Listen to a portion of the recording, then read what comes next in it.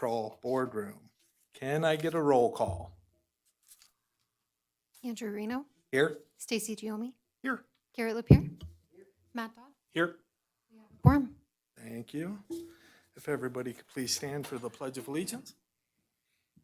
I pledge allegiance to the flag of the United States of America and to the republic for which it stands, one nation, under God, indivisible, with liberty and justice for all.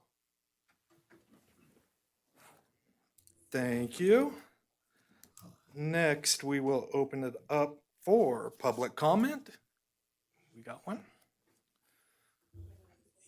Yes, and if you could. Welcome. Is this good? Hi, good afternoon. My name is Dr. Jennifer Verive, V-E-R-I-V-E. I'm a member of the Board of Directors of the Dust and Wonder Trail, and I'm here just to share some of my personal experiences being on the board in hopes that it might affect some positive changes. So I joined the board a few months ago after a couple of public presentations that I saw by former Executive Director Krista Denio. I think it's a wonderful mission. I was very excited by the work the organization was doing and what I could be a part of. But these past few months have not reflected that initial optimism. I found the board to be rather subdued with not a lot of discussion. And it seemed like the CTA was treating us adversarially, and even sometimes with, I don't know, a hostile vibe. Some of the recent experiences I've had maybe can illustrate that. So like, for example, last week, our executive director, the CTA terminated her contract. I know you guys have the authority to do that, but I had no clue. It wasn't discussed at the board, and I didn't get any advance notification. So I was stunned when I found out. And then when I learned about how the notification was actually given, I was kind of appalled. I mean, as an expert, a professional in the HR field, I understand that if we had just a couple more best practices applied in that situation, it would have been a better and maybe even kinder outcome. And then after that decision was made, there was no proactive notification by the board or addressing of the matter to tell us what was going on, what's happening with this app launch that we have, which is super cool. If you haven't checked it out, it's really excellent. So I was just wondering what was happening. I had to ask twice just to find out whether the scheduled board meeting this Friday was actually going to happen. And then I requested further clarification. My understanding, the message I heard from the CTA, was that I didn't have a right to further information and that the CTA alone would determine the future of the organization. The thing is, I'm not a member of the general public. I am a member of the board of directors of a nonprofit corporation registered with the Secretary of State. It's not my opinion that I should participate in decision-making or have access into information. It's the law. And even if the CTA has overreaching authority over the organization, my understanding is that doesn't negate my legal responsibilities. That's why we have D&O insurance. And from what I can tell, with what I've been offered, the future of the organization looks pretty bleak. And I'm really sad. And I think it's a tremendous missed opportunity because I truly believe that with a little tweaking and reconceptualizing of the mission, that this organization could be a real asset to this community. Kind of like the Friends of the Library is an independent nonprofit that supports the library, Dust and Wonder could be an independent nonprofit that supports the work and mission of the CTA and the other DMOs. I'm not sure that's how it's been positioned, but that might also, if there's some sort of competitive nature, maybe that's what it's about. If there's an openness to that kind of vision, I would love to be a part of that. I really enjoy the process, and I'm so excited by what I thought this organization was going to be doing. But I think it would require more cooperation and collaboration from the CTA to treat us in a way that's more inclusive. So, Thank you. Sorry to cut you off. Oh, that's at the fine. time, I let you go over a little bit. Oh, thank you. I didn't see it. Yeah. Oh my goodness. Thank No, you so you're much. fine. Yes. Thank you So for I the appreciate it. Yeah. Yeah. Thank you for your input. Thank you.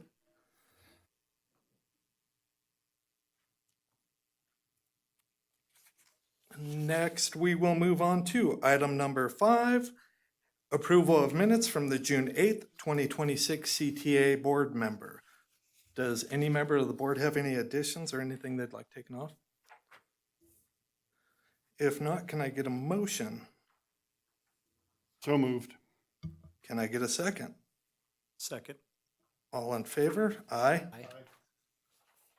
Any opposed? Hearing none, the motion is approved. Next, we will move on to the consent agenda consisting of item 6 and 7. Would any member of the public like any item removed for further discussion? Any member of the board like anything removed for further discussion? Can I get a motion to approve the consent agenda? I'll move to approve the consent agenda consisting of item 6 and 7 as presented. Can I get a second? I'll second that. All in favor to approve the consent agenda? Aye. Aye. Any opposed? Hearing none, the consent agenda is approved. Next, we will move on to item 9, monthly non-action items and presentations for discussion only. And with that, I will turn it over to Executive Director, Mr. David Peterson. Thank you, Chair. For the record, Dave Peterson, Executive Director with Visit Carson City. I just have one item for you all this month, and that's just to let you know that our final fiscal 27 rural marketing grant was approved through the Nevada Commission on Tourism last month in the amount of $44,749. We received everything except for the Mind Trip piece. That was the only piece that was not moved forward for recommendation to the Commission on Tourism. So super excited to continue our Datafy run with the analytics platform as well as our advertising efforts with them. So if there are any questions on that, I'm happy to answer accordingly. All right, hearing none, we'll go ahead and move on to 9B, Hotel, Motel, and RV Park Transient Lodging Report. That's the first big sheet in your packet. This is our quarterly run, so as you can see, we've got our data in actual through March. It was a tough winter, as we've previously talked about, so I'm not going to browbeat the numbers, especially February and March, but if there are any questions on the report, I'd be happy to answer them at this time.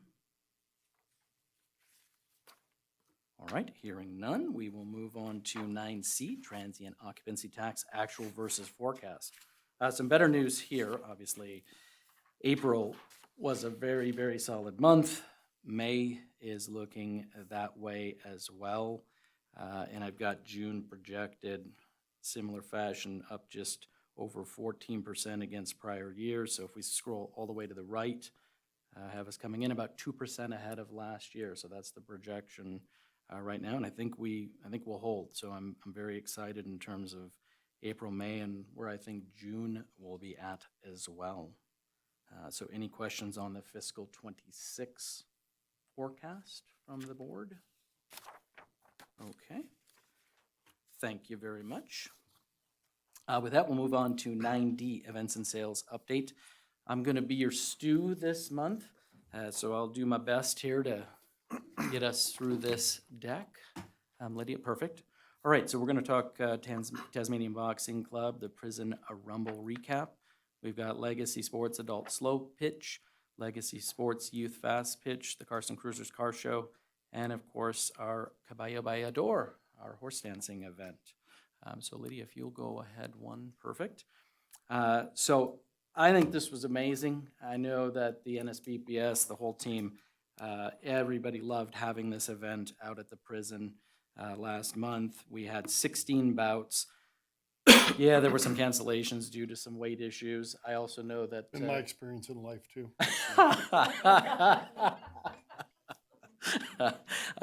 In addition, there was one young man, nobody apparently wanted to face him in the ring, so that was another bout that was canceled. So there were 40 fighters. We had 36 coaches out there. 285 tickets were sold, according to NSPPS. So we had coaches, fighters, we had USA boxing officials out there, the vendor sponsors, volunteers. So plus or minus 400 people were out there at the prison. And I was there. I thought it was amazing, to be honest with you. And it was really nice that so many people also took the time to also take the tour. of the prison before or after as well. So I think that's a great twofer. We've got a boxing event, but then folks can go out and enjoy the rest of the facility as well. So looking forward to, I mean, everybody wants to be out there next year, maybe do a couple of events if possible out there at the prison. So great event. Hats off to Tasmanian Boxing Club. Cisco and Meadowbell are just amazing. And I'd like to thank Mo and Lucia as well and their whole volunteer staff who did a great job, quite frankly, orchestrating the whole thing. So good event. Looking forward to bringing something back and maybe even a second event out there at the prison next year. Make it a little bigger. Bring some more bleachers in. So, all right, good. All right, thank you. Legacy Sports Adult Slow Pitch. So we had 34 teams out there, 25 to 30 people came in per team. This is the one where we obviously stalled out a little bit in terms of the fields coming online up there. But I have to say we've got some great interest from California teams. They're ready to rock and roll for the August 1-2 tournament, so that continues to build. And in terms of where we think we'll be, 60% from California coming in. So I'm excited to see where we're heading over the summer. But boy, the people who were out there for that June tournament absolutely love the field. I mean, it just couldn't talk enough about the quality of our new field. So I think it really honestly puts us, what is it? What's the one up there? Not alone, whatever it is. Golden Eagle. Yeah, I mean, I think we're on the same wavelength as it. May not have as many fields, but the quality of our fields is spot on, you guys. So I'm super excited about this. And then on the youth fast pitch, 35 teams, again, about 25 to 30 people per team. And we're hoping for the same number here coming up this weekend as well. Maybe a couple of extra teams from California if we get lucky.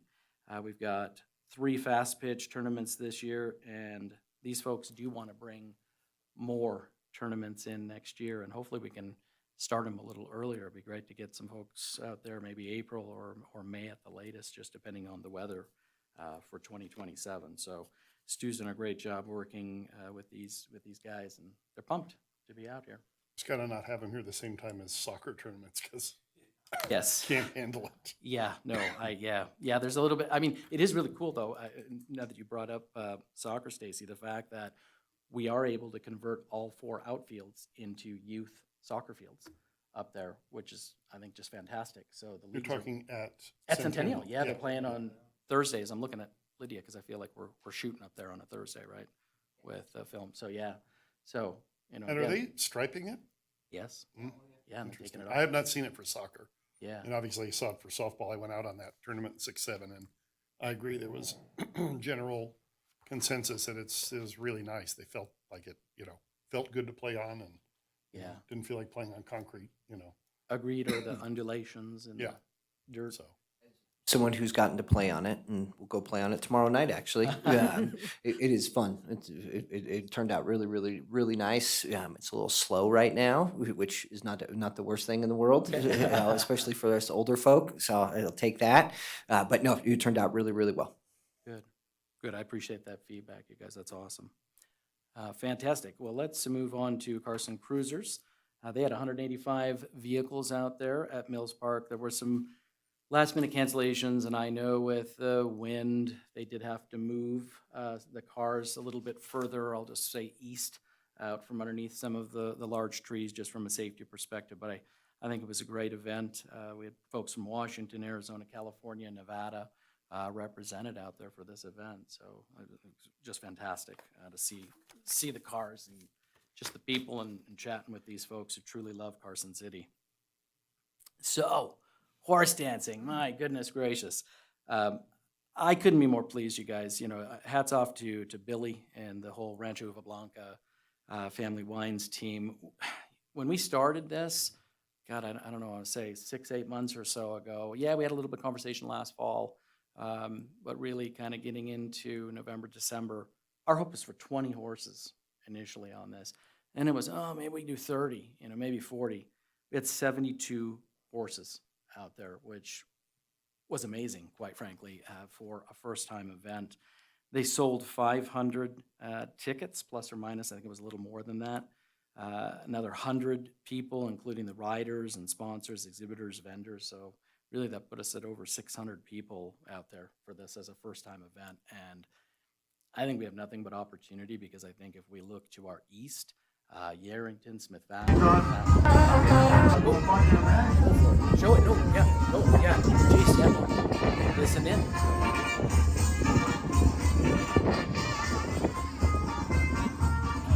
También nos acompaña.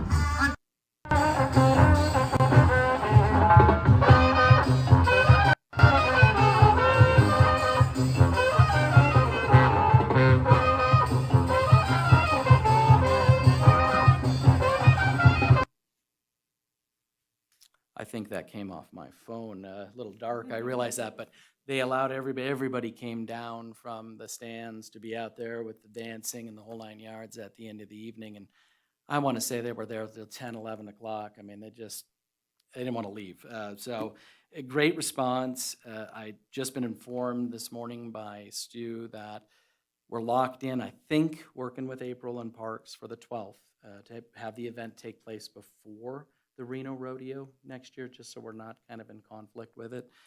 So I'll let you all know, or Stu can let you all know next month kind of where things stand on that officially. I have a sense of how many people from out of town attended, or is that something you're gonna? On the lag for Datafy will be 3 weeks, right? Yeah, so In we'll get terms, it. but I met folks from Washington and all over California because we had a whole contingency come up. The lady who puts on the largest horse dancing event, that's in a city of industry down in Southern California with 300 plus horses. She was up here with some people as well, just to see the facilities and kind of get an eyeball view, boots on the ground as to how this would go right in Carson City. And so my assumption is the most of these folks were from all over California. Like I said, sprinkle in some folks from Washington. A lot of people were from Gilroy. I do know I met some of those folks setting stuff up on Saturday morning. So I'm pretty pleased. But yeah, we'll have Datafy data, and then I'll get back with Billy as well to see what we can pull on the tickets. It's hard because if somebody, let's say they live in Reno, but they had 4 or 5 people coming over from California. If the person in Reno bought the ticket, 5 tickets, it looks like they all, came from Reno. So I want to look at our Datafy data here toward the end of the month, and we'll come back and let the board know how that looks. And then I think the combination to chime in of the Datafy data and the zip code data from the tickets will help us give a pretty good snapshot. Normally, Datafy wants around 500 people as like the minimum for any kind of event data. So our sample size is pretty small for what they usually pull, but I think the combination of the two will help give us a pretty good picture of what the event brought. Now, the majority of the participants themselves were out of California, right? Oh, yeah. Yeah, I noticed that. Yep. I think Billy, just from his group of people, was a couple hundred folks in and around the Napa Valley, the Bay Area, that he came up here with himself. So he brought a pretty sizable amount of folks up. And let me tell you, they had a blast. So, Matt, as one of the host hotels, I mean, you guys killed it out there. They loved the Gold Dust West, and, I think, Irma too, for helping. She was like a bridge for us, to kind of pull all the different pieces of the puzzle together, because how this came about, just as a friendly reminder, was actually from the boxing event last year when we met Cisco and Maribel. They're friends with Billy because Billy also has his own Uva Blanca boxing club. So we were introduced. I ended up chatting about having a horse dance event here as a result of a boxing match, and away we go. And so it just really came together quite nicely with a lot of partners and a lot of folks helping each other out to pull this off. So hats off to the Parks rec team. They were awesome out there. So just for setting everything up and getting all those stanchions and gates, they really went above and beyond to pull this off. So I will say, I want to thank Billy, his organization. Yeah. For sure. Irma, the Gold Dust, Tasmanian Boxing and their organization. They had a lot of people out there working, and it was very festive. The crowd was a very family-oriented, festive crowd, and it was a good time. Music never stops. Yeah, it never stops. So just a really cool cultural event, celebrating Latin American culture here. And I'm looking forward to next year. Yeah. And I know Billy would still, he was already talking, the day after the event about a 3-day opportunity where we get started on Friday with some music, we go Saturday with the horse dancing, Sunday, full-blown rodeo, which I think that would be honestly an amazing weekend. So maybe we can figure out a way to book in the summer, with a second event. So I do look forward to having those conversations with him over the next 2-3 months. I still think this is a Nevada Day event. You could tie this into Nevada Day so well, and have him in the parade with the dancing horses to promote the event that's coming up. Like, that all ties really well. I mentioned that to him. He asked, well, when would that be? And I said, well, that would be at the end of October. So he's a little bit on the fence, in terms of, because, we could have snow or it could be 90 degrees, right? But I did mention the idea to him. And so that's something that he's processing, and what it just wants to think about. I don't think we can pull it off for this fall, but for sure, the hope would be to bring that second event here next year, just because I want to have a little bit more lead time. I feel like we'd have very short and compressed. I'm still pleased with having 600 plus people for such a short couple, not even 2-month timeline, if I think about it right. And that way we can get the, kind of the marketing things, churning, the PR, social media out there, and do a little bit more with Hispanic radio, Spanish radio. And I think we just need to move a little bit further east, into Nevada, and tap into some of those horse dancing, the Chapitos, and some of the other groups that are further east of us, and maybe even get into Fallon as well, and work with our peer out there, Jane Moon, and talk to her and see what we could do to bring some folks out from Fallon. So, but yeah, I did mention the idea of, if we have a long enough lead time, yes, the weather, we don't know, anything could happen, but that would be pretty cool on Nevada Day weekend, because we could almost, maybe if we don't do the rodeo, we could shift. We have the parade, we have everything Saturday, but then maybe we do horse dancing on Sunday, if he would be open to something like that. So, yeah, so stay tuned on that front, and I'll keep peppering him. So, cool. Any questions that I may or may not be able to answer without Stu's guidance on events and sales? On the prison boxing, do we know how many tickets they upsold for the prison tours? I don't know the answer to that, but I will get the answer to that, and I will share that with all of you. I'll get that from Lucia. Yeah. Good question. I'm sorry, I don't know the answer. Just kind of curious. Okay, I'll get that. All right, if there are no further questions, let's go ahead and move on to 9E, Arts and Culture Update. Mr. Brooks, take it away. Good afternoon, Eric Brooks for the record. The front cover is one of 7 murals that we'll be talking about. We're going to do Nevada Pride recap, Mark Twain's sculpture coming to town, the Lovelock Mini Mural Festival, Points of Unity installation, and the Eastgate Depot mural. So Nevada Pride 2026, and as a reminder, this was Sassabration for a long time, held at Sassafras next to the hot springs. Last year, they asked if it could be moved to Brewery Arts Center. So this was the first time it was branded as Nevada Pride. This is an event that I think is going to get bigger and bigger every year and really become the statewide celebration. There's a little bit of rain and wind, but it was still very well attended. Though, as far as promotions go, BAC had an in-depth interview on the community connection, was simulcast on all Lotus Broadcasting radio stations on May 7th, and in studio with Colo TV on June 10th. Lots of handbills, hundreds of handbills and posters, and then mentions on 95.1, our community radio station here in Carson City, and e-blast for several weeks, over 7,000 people, along with some extra marketing that we did through Lydia and KPS3. This was the first year it went to a 3-day event, so again, that's another expansion.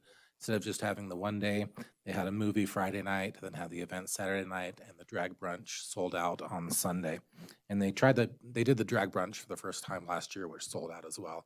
This year was moved over to Nashville instead of Sassafras, and Sassafras wants it back. So really, really popular event.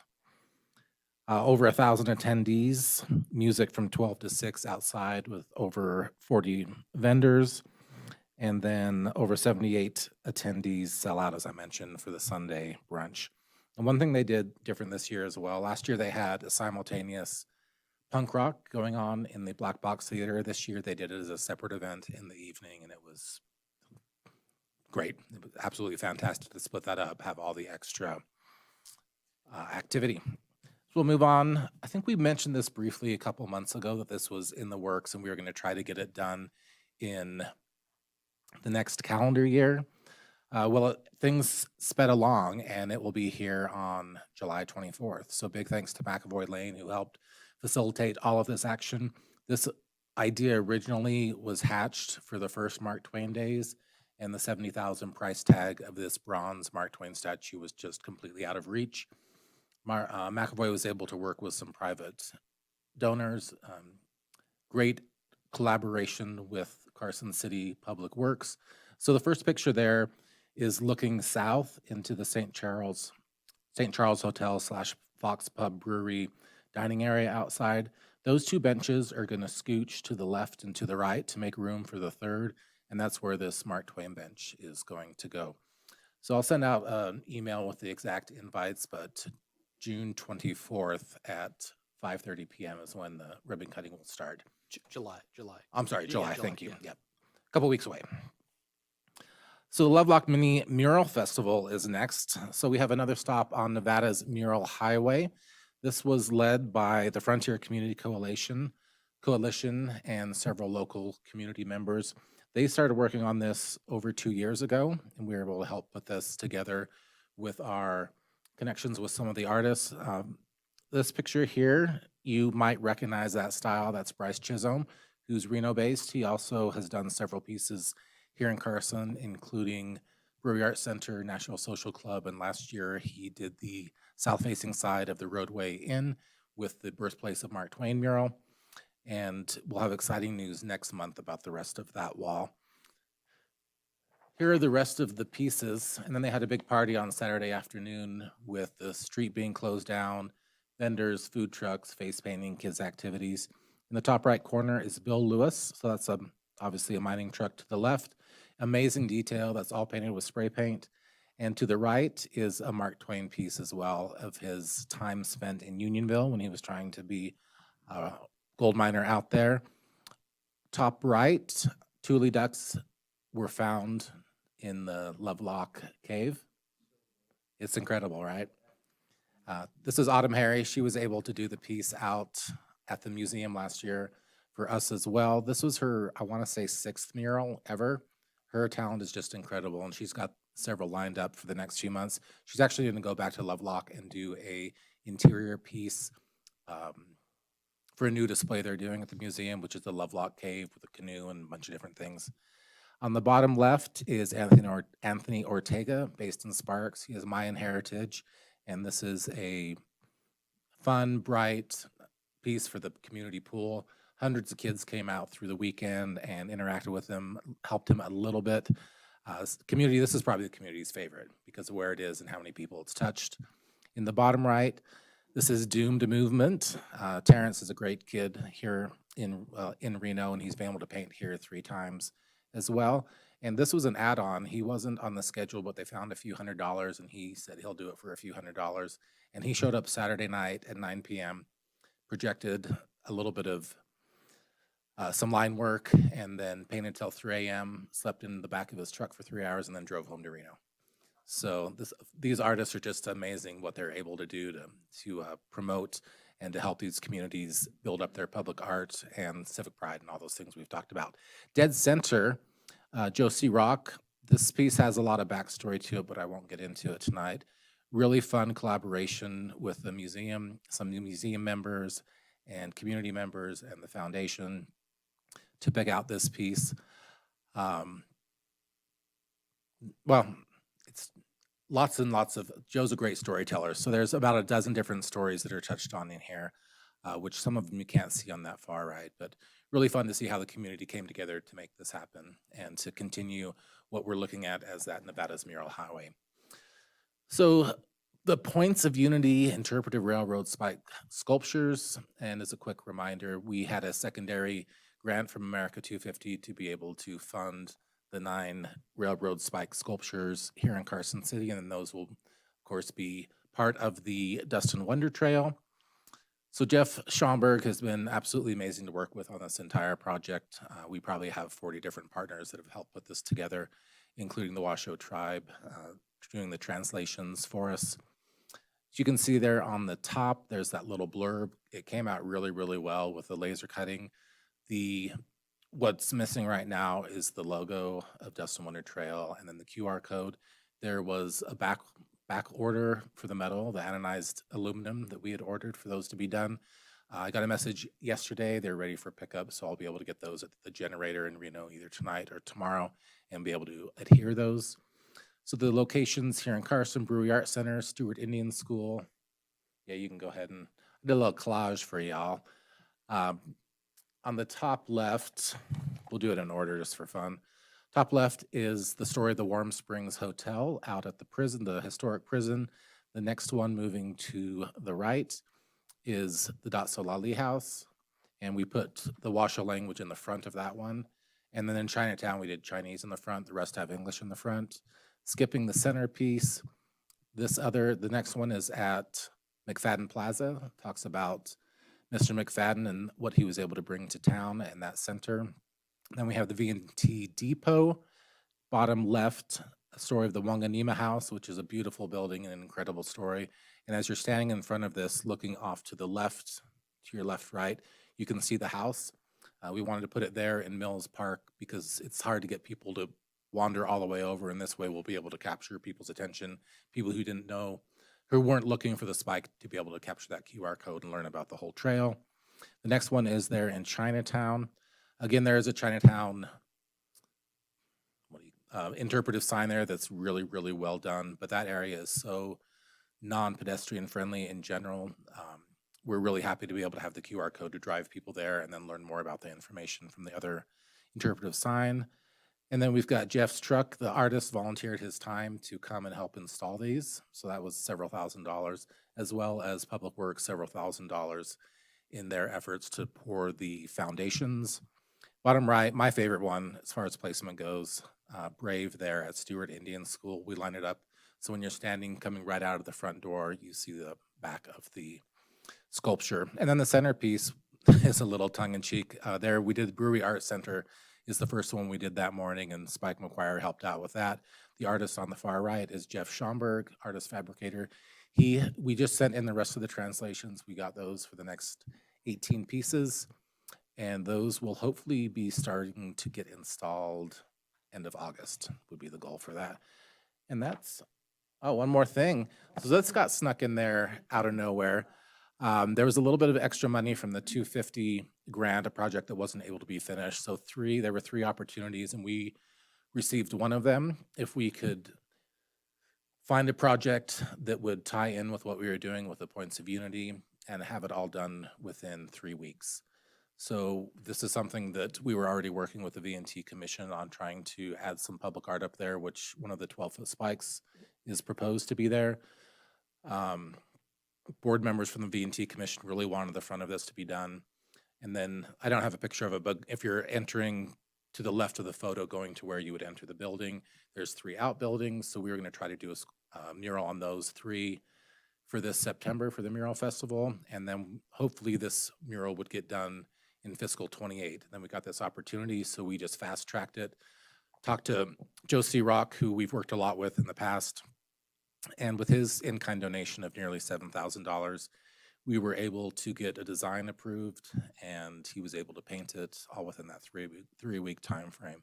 So again, big thanks to Joe and the V&T Commission to be able to make this a success. We have a black porter, and there's a big story that we learned of a black porter here in Carson City who worked on the railroad from the Historical Society.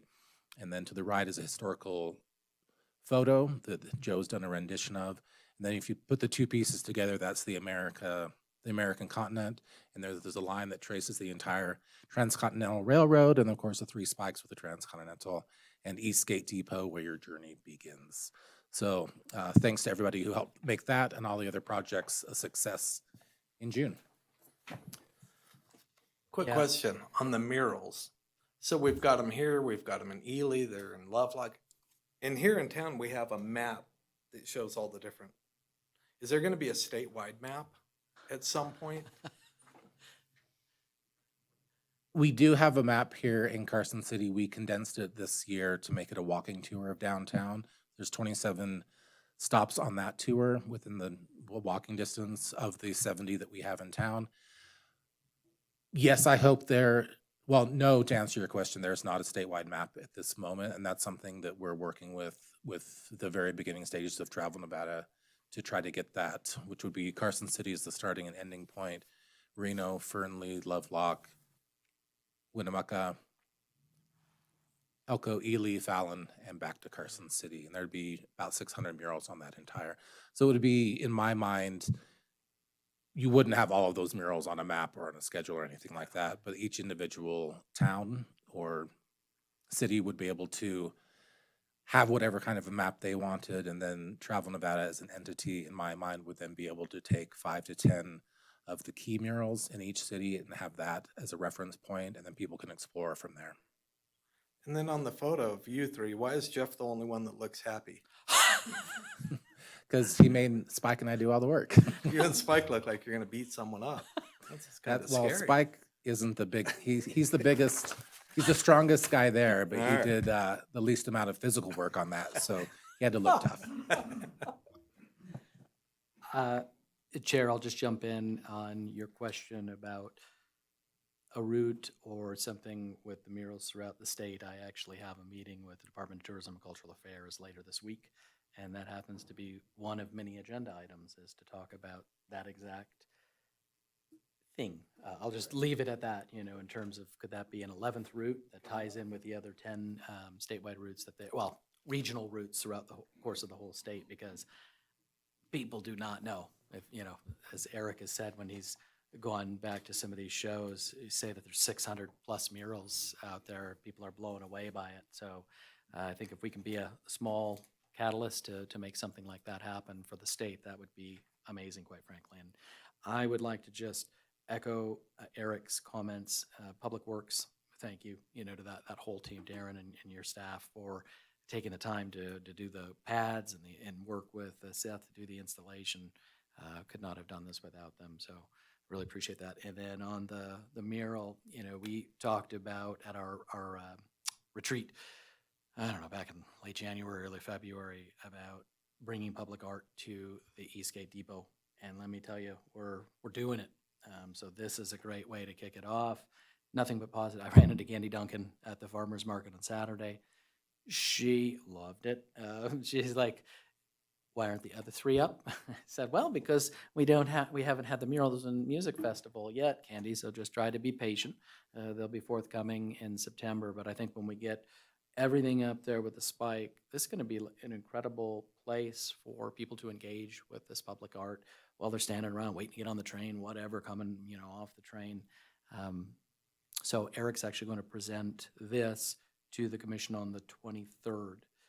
For me, because I won't be here that day, but it's pretty cool. We're doing it up there, so liven the place up a little bit. So thank you. I don't want to cut anybody off, but if there are any questions for Eric, all right. Hearing none, let's go ahead and move on to 9F, Marketing and PR Update. Lydia, take it away, please. Sure. Thanks. Lydia Beck for the record. We'll go through our typical digital and PR updates, and I'll walk you through the Expedia Co-op campaign results that we got from our spring co-op, and then also walk you through the FY27 Arts and Culture Media Plan. So starting with our digital growth for June alone, in accordance with our FY26 media plan, we reduced the media budget and we saw some expected declines in web visits and engagement, but we're still seeing increased lodging referrals month over month due to our Hotels with Mountains ad is what we had named it, which is of the Gold Dust West, as we mentioned last month.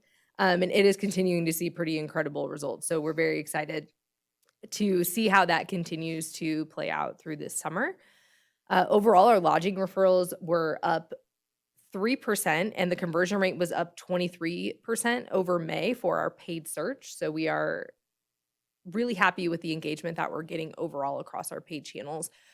We're seeing people who are landing on our page due to those AI summaries and just overall changing of search are a lot more engaged and ready to book. And so though web traffic and engagement across the board for most people right now is down, the people who land on your site are the ones who are ready to go. And so we're seeing those lodging referrals continue to climb month over month and year over year. And then overall, total lodging referrals remained flat over last month despite the web visits, but year over year we're up 4%. And then lastly, organic search saw the largest increase in, excuse me, in lodging referrals, up 25%, driven from our RV park landing pages, which is on par with our summer travel trends that we expect to see. And unless there's any questions on the hard stats, we'll just move on to PR. All right. We had a really busy June between what we brought in with our own content creators through Glocally and through the Reno Tahoe territory. There was a lot of buzz happening in Carson City. We even saw some comments of people surprised with how much people were posting about Carson City, which is a great thing to have. So we had multiple FAMs that came in. One of them was Jacob Fu and Esther Lee. We also had the local adventurer. We had a blogger come in that was actually not planned by us. That was just a really nice bonus and feature in Carson City called Taking the Kids. And they highlighted the Carson City Mint and the Nevada State Railroad Museum. And then we also just had all of our local events highlighted across the region, all the way from the powwow to murder mystery at the Nevada State Prison, everything at the Brewery Arts Center. And then, of course, the horse dancing event was covered regionally on nearly all of our local channels. And I think Billy, one of the things that he does really well is market his events. And on his TikTok channels alone had tens of thousands of views. He's really tapped into his audience and engages with them often. And so it's really nice to work with an event promoter who you don't have to pull that out of them. They're already actively doing it. Can I just jump in there? Mhm. He had one TikTok post or whatever he put up. I saw him Sunday during lunch.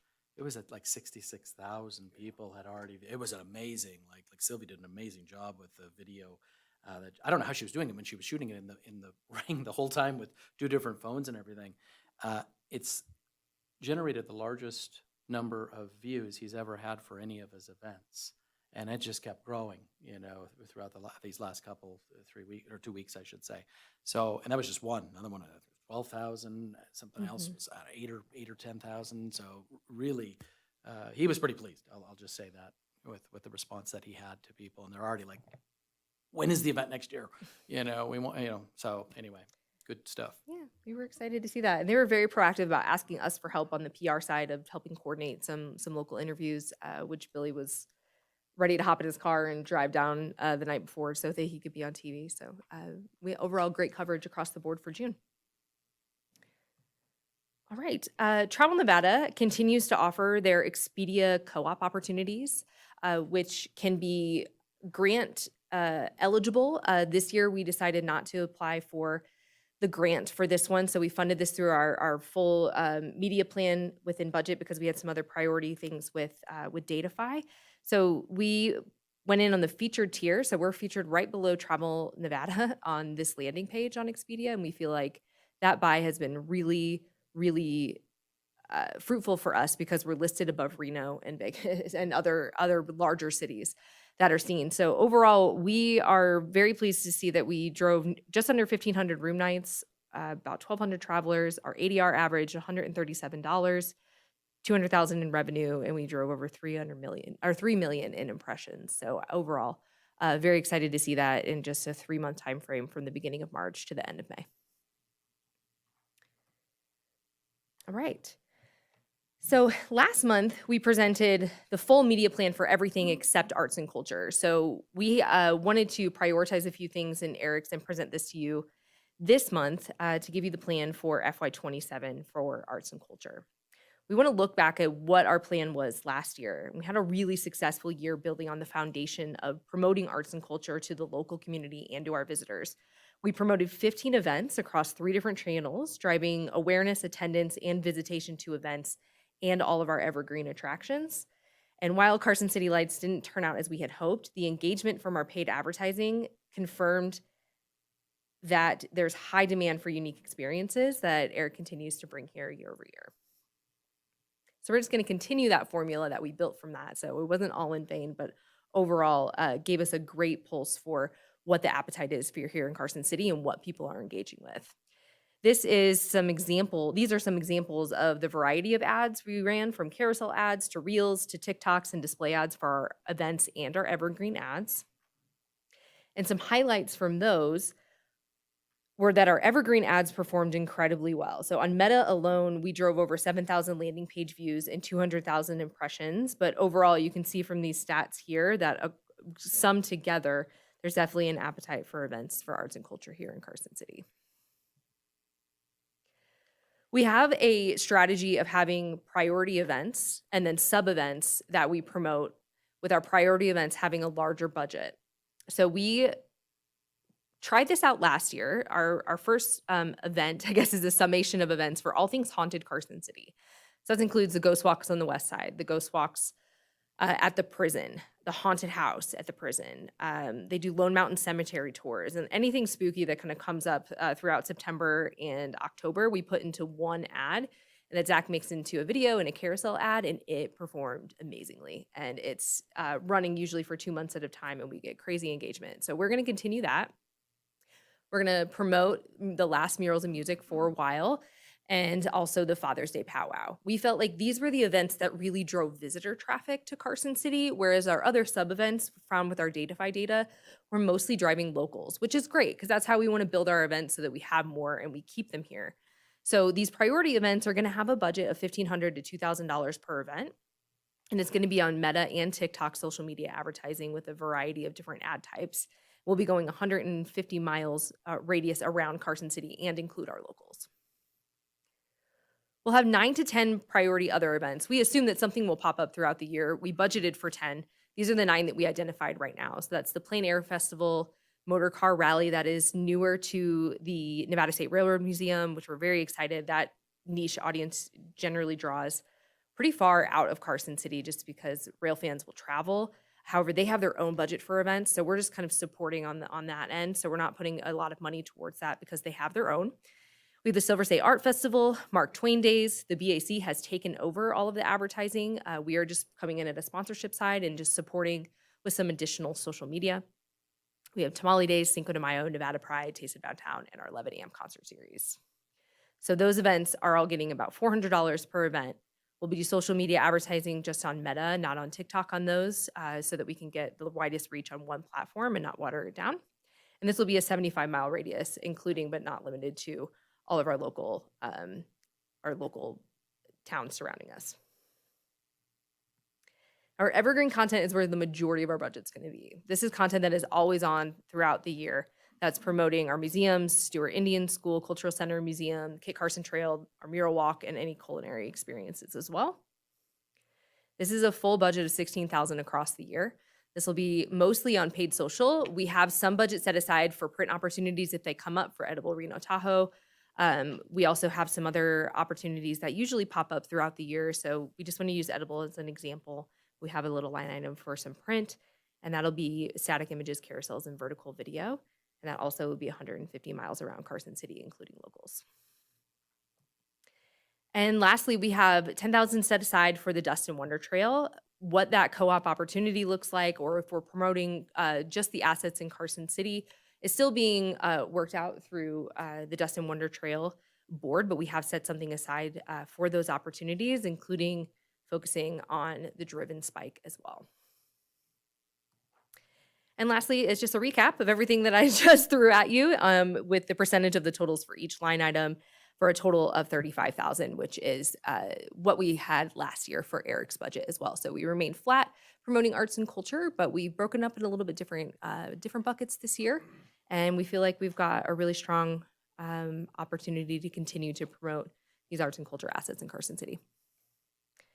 And I'm happy to take any questions if we have it. Any questions for Lydia? One thing I would add is we learned pretty late in the game, unfortunately, about the steam up that took place over the July 4th weekend at the Nevada State Railroad Museum.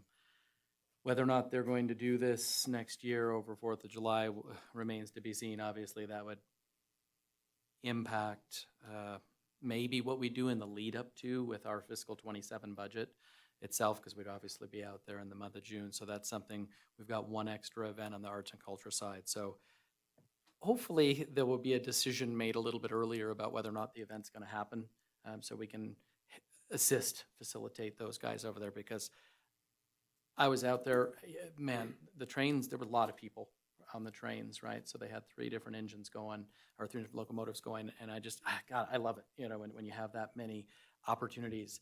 And the 2026 Motor Car Rally is going to be really cool, with some very unique motor cars that are coming here for Labor Day weekend. So we definitely want to have a seat at the table with that. We've been communicating with Adam and the team over there. How can we help, for that particular event? Because that will bring rail fans, rail enthusiasts. I guess those would be motor car enthusiasts, but that'll bring people, again, I do believe, from around the world, who will come just to see those motor cars out operating on the track. So a really, really cool event coming for Labor Day weekend on that end of things. So great. Thank you, Lydia. If there are no further questions, 9G, future agenda items, anything anybody wants? Okay, thank you. And with that, I'll conclude my part with 9H, our next meeting right here in this building, 4 p.m., August 10th. And with that, I'll turn it back over to the chair. Thank you. Thank you, David. Next, we will move on to item 10, CTA board comments, announcements, or requests for information. Does anyone have any comments or? No? I just want to thank you guys. Everybody's been so busy lately that it's been fun to watch. I've attended a few of these events, and everything just keeps, over the last couple of years, expanding. So it's fun to watch. Appreciate all of you guys and everything you've done and everything you continue to do. Next, we will move on to item 11, public comment. Hearing none, we will adjourn. Thank you, everybody.